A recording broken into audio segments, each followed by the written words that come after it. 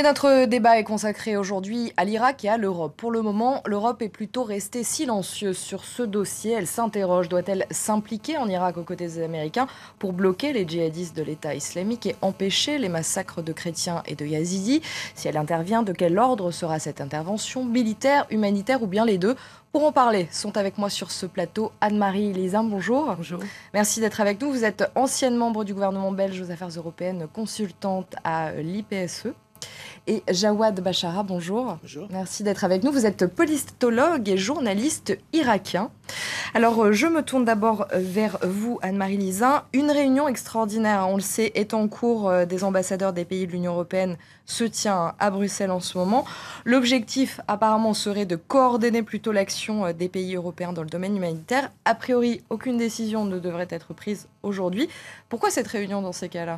Parce que c'est la réunion nécessaire pour préparer une action qui, depuis le traité de Lisbonne, peut quand même dépasser le stade humanitaire.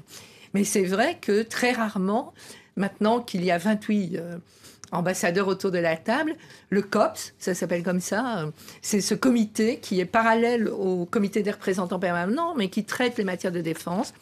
Le COPS peut proposer une action qui va plus loin que l'action strictement humanitaire, et même, dans un certain nombre de cas, peut risquer de proposer une action renforcée qui, alors, dans ce cas, une coopération renforcée qui ne demanderait pas l'unanimité. Alors, je vais dire, au pire des cas, il faut tout de même rappeler que tout ce volet défense de l'Union européenne est un volet qui a été, comme point de départ, un traité qui s'appelle le traité de Saint-Malo, qui a été fait par les états-majors français et anglais uniquement. C'est eux qui ont donné cette impulsion parce que ce sont les deux plus grandes armées.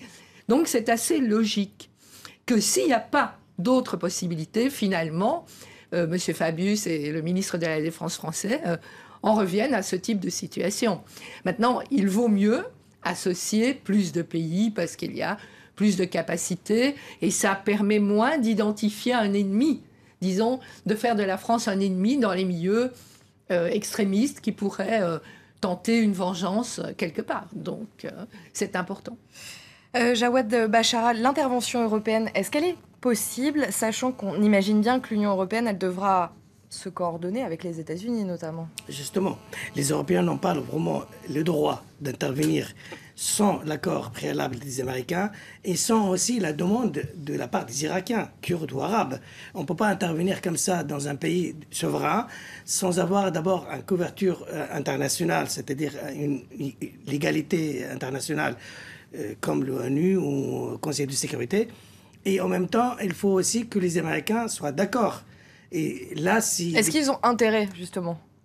Les Européens ont intérêt d'intervenir pour avoir aussi leur mot à dire, pour avoir aussi leur rôle. Mais les Américains peuvent accepter, justement, cette intervention ? Je ne crois pas. Les Américains peuvent demander aux Européens d'exécuter quelques tâches, en fait. Mais ils les traitent toujours des forces subalternes. C'est-à-dire, ce n'est pas au niveau de décision stratégique et militaire.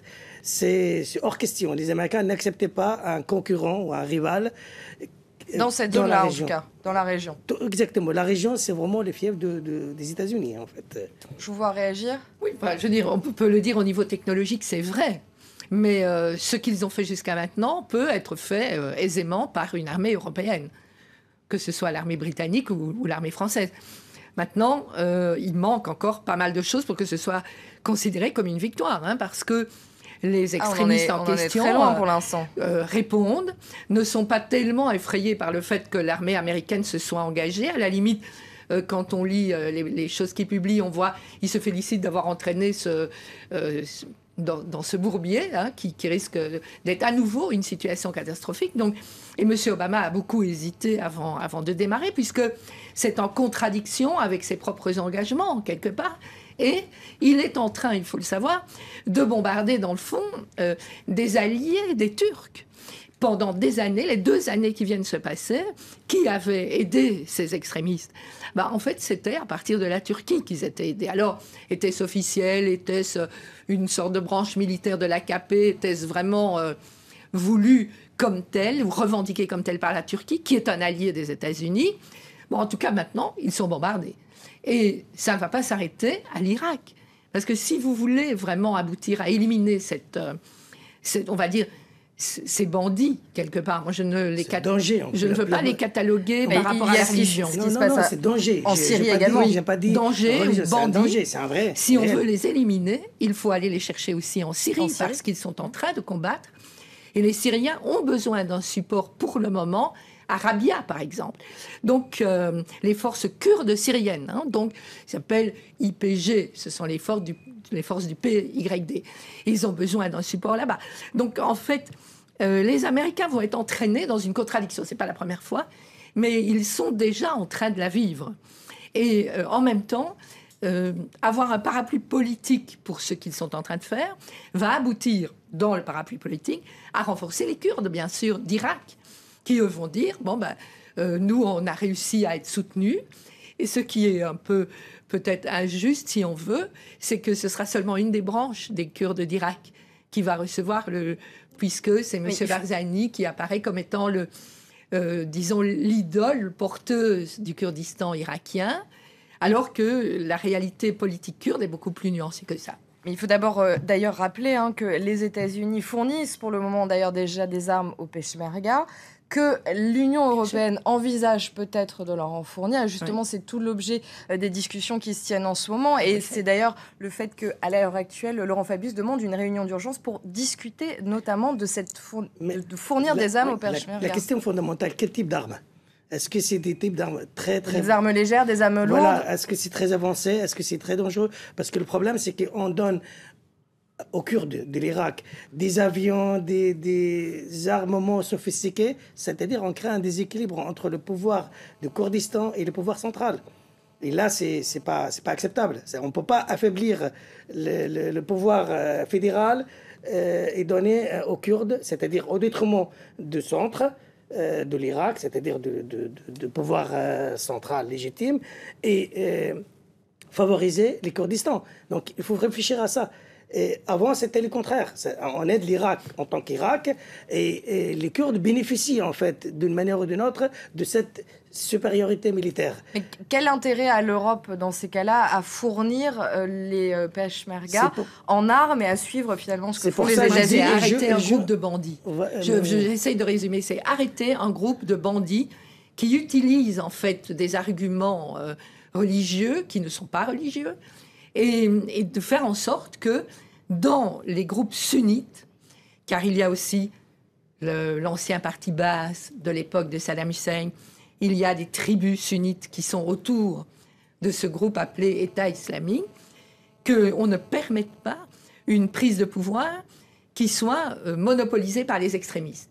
Mais il faudra des sunnites dans le parapluie politique, parce que si l'Irak, à nouveau, continue la politique telle qu'elle a été faite par M. Maliki jusqu'à maintenant, en oubliant la partie sunnite qui a été dévastée, il faut reconnaître, par l'opération américaine d'il y a maintenant 11 ans, évidemment que le déséquilibre va continuer. Mais inévitablement... Là, je ne suis pas d'accord. Je vous laisse, là, je ne suis pas d'accord. J'essaie de rectifier les choses. Le gouvernement de Maliki, et même tous les gouvernements successifs de 2003 jusqu'à nos jours, n'a pas vraiment marginalisé les sunnites. Les sunnites étaient présents dans le tiers de toutes les institutions politiques et militaires et diplomatiques et institutionnelles de tout l'Irak, du sud au nord. Donc on ne peut pas dire que c'est marginalisé. Les sunnites étaient là. Ils avaient leur disons, quota. Même ça dépasse leur nombre si on compare les choses. Mais le problème, c'est que c'est un discours répété par les Européens, repris par les médias, disant que le sunnite était malmené, elle était maltraité par les Américains. C'est eux qui le disent. C'est eux qui disent, mais ça, c'est des propagandes. Non, mais ça, c'est pas tout à fait vrai. Non. Je peux même donner des chiffres et des faits. L'erreur initiale a été de faire disparaître toutes les structures de l'État irakien au moment de l'invasion américaine. Que l'armée, seulement l'armée. Les structures de l'État irakien n'ont pas été complètement destituées, n'ont pas été complètement dévastées. C'était l'armée qui constitue un danger, parce qu'à l'époque, on le considère comme l'armée de Saddam Hussein.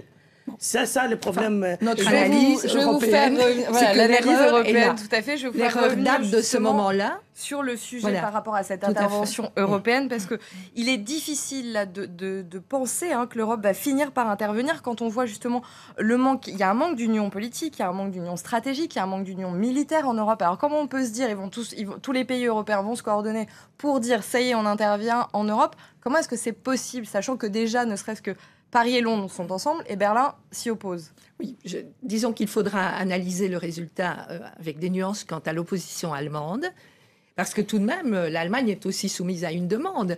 D'une part, ce sont des populations chrétiennes, ce sont des populations qui ont eu un écho dans beaucoup de religions, qui sont aussi quand même présentes en Allemagne. Les Kurdes sont une partie importante de l'immigration allemande. Et donc, évidemment, que par rapport à cela, l'Union européenne, les 28, si elle attend l'unanimité, ça, je pense, on ne l'aura pas. Mais par contre, si de ces débats, comme demande M. Fabius à juste titre, on aboutit à une réunion de ministres qui se trouvent avec une explication des faits. Les ministres des Affaires étrangères Et peut-être associés au ministre de la Défense. Si on se trouve devant cette réalité-là dans les quelques jours qui viennent, on a une chance de faire admettre pour la première fois à chaud une vraie action de politique commune européenne, de coopération renforcée. Militaire. Je vous voyais pour moi, Mais il ne faut surtout pas oublier aussi les résultats. Justement, est-ce que ça pourrait être une action militaire ou est-ce qu'on se cantonne à l'humanitaire? L'humanitaire, oui, ça Bien peut sûr, être efficace. Et c'est Il même faut, nécessaire et même demandé. Là, c'est inévitable. Évidemment. Et là, justement, moi, j'appelle les Européens, j'appelle le monde entier, les Américains, à donner le maximum d'aide humanitaire à ce tranche de population maltraitée et même, disons, massacrée par les djihadistes islamico, je sais pas quoi. Mais militairement, l'intervention, ce n'est pas si simple que ça, parce qu'on a déjà le précédente libyenne qui a tourné en catastrophe actuellement. Et puis quand on voit aussi le conflit en Syrie, finalement, tout le monde a hésité, si l'Europe, les États-Unis, est-ce qu'on agit, est-ce qu'on n'agit pas? Le problème, c'est qu'il ne faut pas précipiter les questions d'intervention. Il faut d'abord étudier toutes les conditions et voir quel est le besoin. L'Irak tout entier est capable de faire face, à condition de l'aider. Mais on ne peut pas aider seulement une fraction. Donc l'Irak n'est pas capable, enfin les autorités irakiennes ne sont pas complètement capables, puisqu'elles ont besoin d'aide, elles ne peuvent pas s'en sortir toutes seules. Elles ont besoin d'aide de la communauté internationale. Ils ont besoin d'armement. Les Américains ont laissé l'armée irakienne vraiment dans un état vraiment désastreux. Il n'y a pas de matériel, il n'y a pas d'entraînement, il n'y a rien du tout. Donc l'Irak, en tant qu'Irak, il est capable, mais il faut aussi avoir l'infrastructure militaire nécessaire. Le pays a besoin d'aide. Je pense que la décision de M. Obama répond très bien à cette question. Si l'armée américaine a estimé, si le Pentagone estime que l'armée irakienne qu'ils connaissent à fond n'en est pas capable et qu'il faut donc faire des frappes complémentaires et soutenir les équipes kurdes qui, au sol, vont être capables de reprendre petit à petit le terrain, c'est donc qu'ils ont une appréciation sur l'armée irakienne sur laquelle je n'entrerai pas dans le détail, mais on peut le faire. Et donc, il est évident que la prise de Mossoul a été un révélateur monumental. Mais on voyait déjà les choses se passer à partir de la Syrie, bien sûr. On voyait aussi l'équipement. Et c'est là que va se trouver la contradiction avec la Turquie. C'est qu'à un moment donné, inévitablement, la Turquie va devoir regarder les Kurdes autrement et regarder évidemment ce groupe qu'ils aidaient parce que sunnites, quelque part. Ils aidaient, c'est ce que M. Davutoglu, le ministre, a dit assez clairement. Il a dit, nous avons aidé tout ce qui était sunnite à entrer en Syrie, finalement, pour pouvoir se débarrasser du chef de l'État. Je suis désolée, je vais devoir vous couper. On en a fini. Alors, malheureusement, le temps passe vite. Espérons que l'Union européenne et que les on verra dans les quelques jours ce qui va se passer. Moi aussi, j'espère bien qu'il y aura de bonnes décisions de la part des ministres européens. Et bon, tout ce qui vient de là, c'est bienvenu en fait. Merci beaucoup en tout cas. Merci madame, merci monsieur d'avoir été avec nous et d'avoir participé à ce débat. Restez avec nous, l'information continue sur France 24.